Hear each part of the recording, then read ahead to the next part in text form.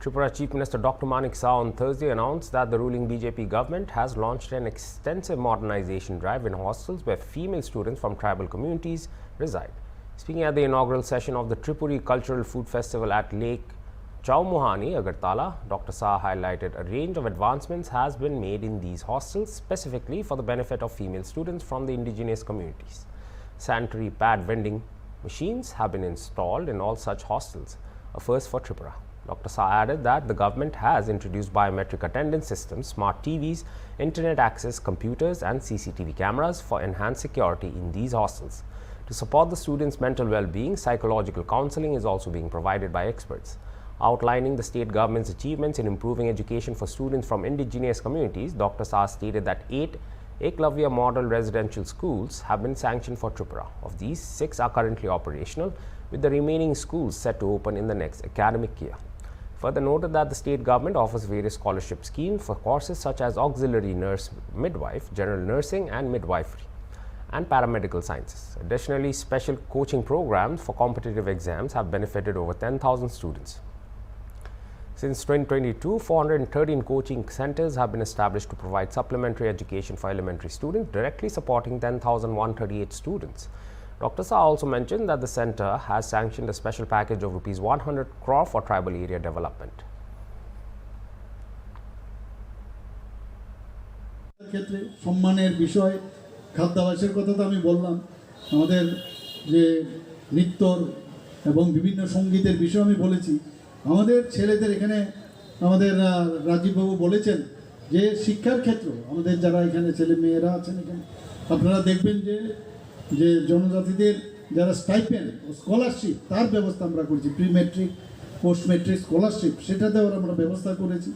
যারা ANM GNM BSc nursing প্যারামেডিক্সের course করতে চায় তাদের বিভিন্নভাবে আর্থিকভাবে এবং তাদের ট্রেনিং দেওয়ার ব্যবস্থা এই সরকার আমরা করেছি।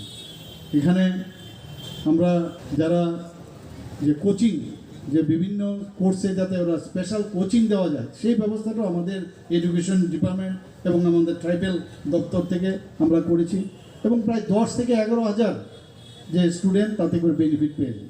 আমরা supplementary education for elementary classes 2022 সালে সেটাও আমরা এই প্রকল্প আমরা এখানে চালু করেছি, তাতে করে প্রায় 10,138 জন ছাত্রছাত্রীদের কোচিং আমরা 413টা কোচিং সেন্টার আমরা ব্যবস্থা করেছি।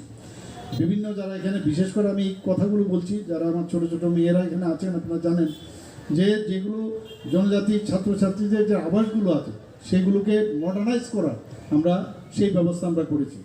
বায়োমেট্রিক অ্যাটেন্ডেন্স সিস্টেম করেছি, ছাত্রী বাসগুলোতে স্যানিটারি প্যাড ভেন্ডিং মেশিন আমরা বসিয়েছি, ইন্টারনেট যাতে ওখানে ব্যবস্থা করার সাথে সাথে কম্পিউটার সেটও সেখানে আমরা ব্যবস্থা করেছি, সিসিটিভি ক্যামেরা নিরাপত্তার কারণে সেই ব্যবস্থা করেছি, স্মার্ট টিভির সাথে টাটা স্কাইয়ের সাথে যুক্ত করেছি আমরা, স্মার্ট ক্লাস সাইকোলজিক্যাল কাউন্সিলিং, বিভিন্ন যে আসবাবপত্র লাগে স্টিল আলমারি, school bag, solar lamp, filter ও জলের ট্যাঙ্ক এই ব্যবস্থা আমরা করেছি।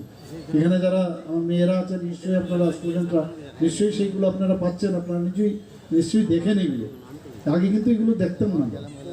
এবং এই জনজাতিদের জন্য আমরা 3টা ডিগ্রি কলেজ হোস্টেল আমরা করেছি, একটা মহিলা কলেজে করেছি, আম্বেদকর কলেজে ফটিকরায়ে করেছি, গন্ডাছড়া সরকারি কলেজ সেখানে করেছি। তাছাড়া একলব্য যে মডেল রেসিডেন্সিয়াল স্কুল এখানে আমাদের রামপদদার এখানে একটা আছে রেসিডেন্সিয়াল স্কুল একলব্য, মাননীয় প্রধানমন্ত্রীজি প্রায় 21টার মতো এই ইএমআরএস যে একলব্য মডেল রেসিডেন্সিয়াল স্কুল তার উনি ব্যবস্থা এখানে করেছেন।